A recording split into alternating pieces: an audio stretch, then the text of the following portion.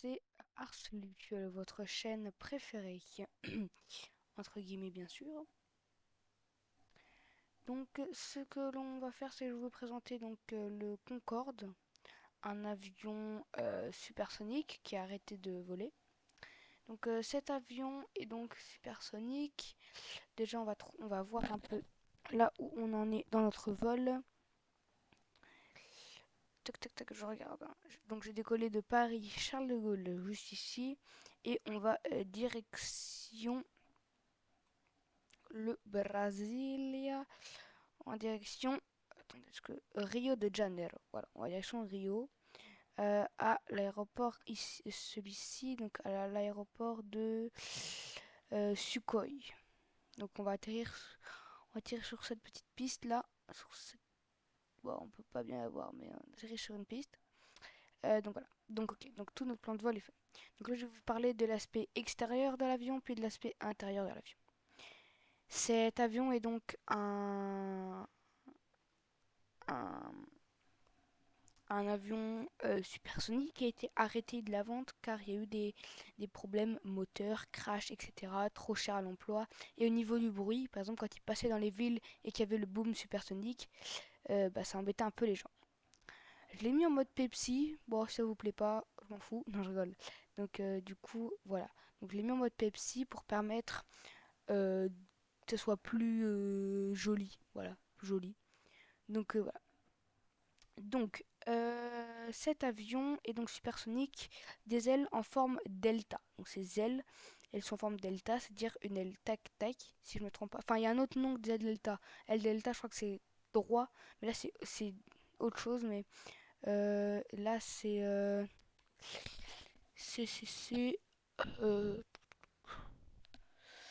là, c'est, je ne sais plus du tout, je ne sais plus du tout. En bref, donc cet avion est donc, vous voyez, très profilé et peut contenir une soixante-dizaine de personnes à l'intérieur. Donc c'est pas beaucoup, mais c'est voilà. Ces deux moteurs à turboréaction sont des moteurs Rolls-Royce, je crois. Je suis pas sûr de cette information.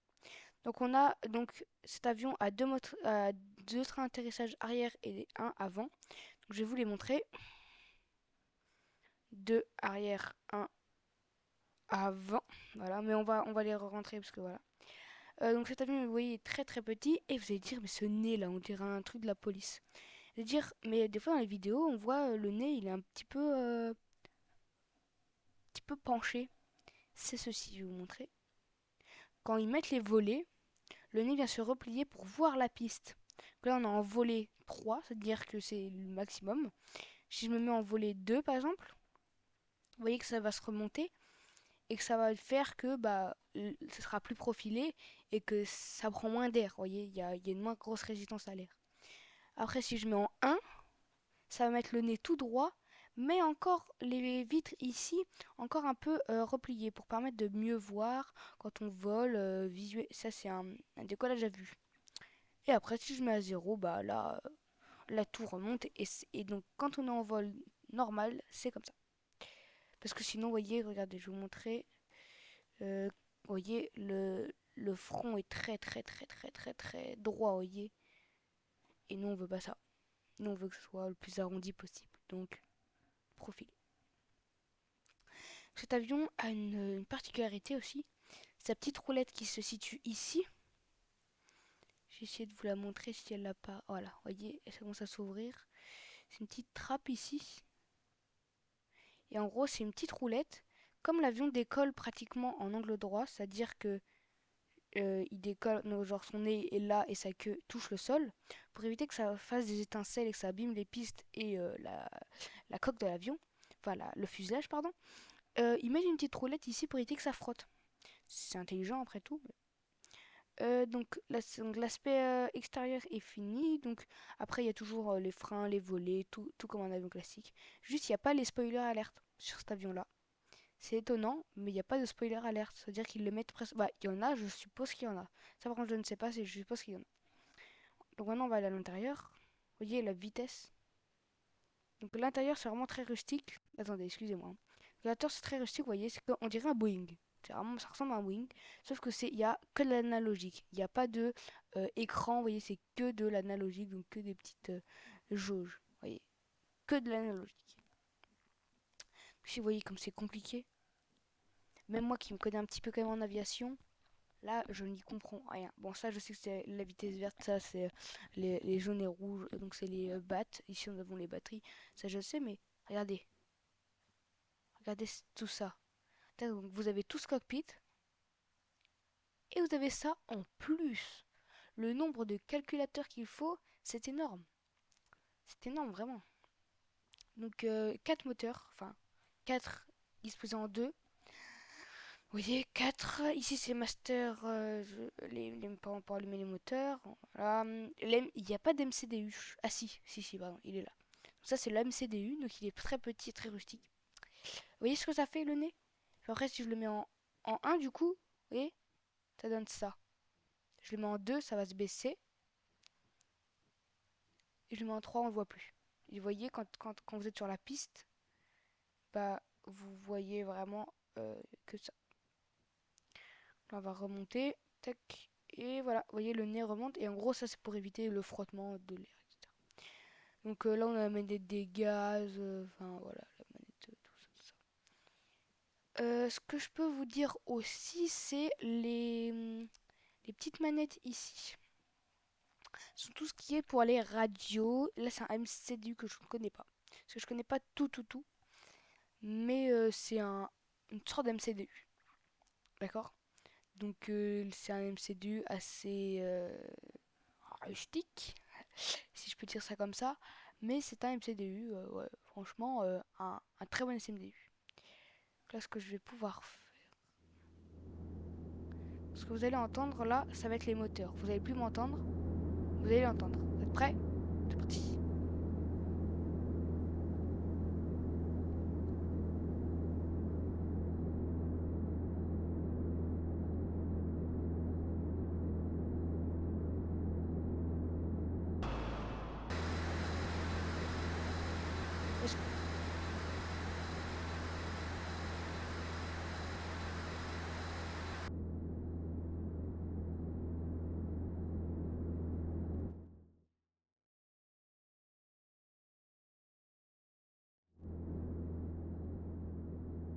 Voilà, vous voyez ce que vous... Bon, là, je diminue par mon Lenovo, mais je pourrais diminuer, regardez.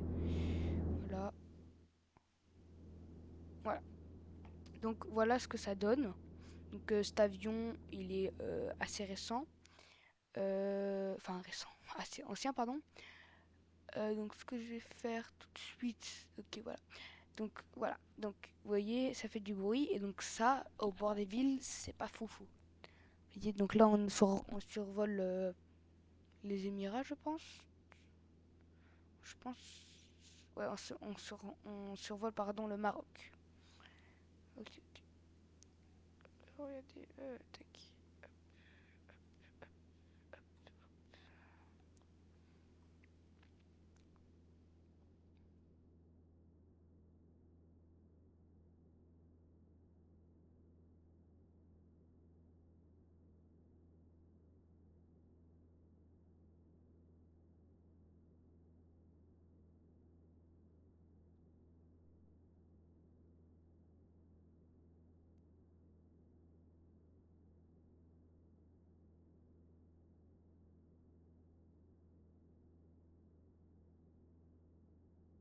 Ok. Donc, désolé pour ce petit bug, hein. Excusez-moi, il y a eu un petit bug. Je suis encore débutant, hein. Bon, bref, ce que je vous raconter, c'est très analogique. Vous allez dire, mais comment on rentre les trains d'atterrissage sur ce genre d'avion? Le train d'atterrissage, c'est ceci. Je viens de le bouger. Donc, attendez, faut que je retrouve ce que je viens de me décaler tout à fait. C'est ceci. En gros, ça, vous voyez, quand je monte ou que je baisse, c'est ces petites lumières là, et s'éteignent ou elles s'allument. Pour dire, tu l'as descendu ou tu l'as monté. Donc voilà. J'espère. Donc ça va. Ah oui, aussi. On peut mettre 4 personnes dans ce cockpit. Et vous voyez tous les boutons ici? Ça, c'est la boîte noire de l'avion. Donc on va se quitter là-dessus pour le Concorde. Et on se retrouve pour un autre. Attendez. Voilà. Ça, c'est le. Voilà. Donc, je vous dis au revoir et merci d'avoir regardé cette vidéo. Salut! Salut, salut, salut!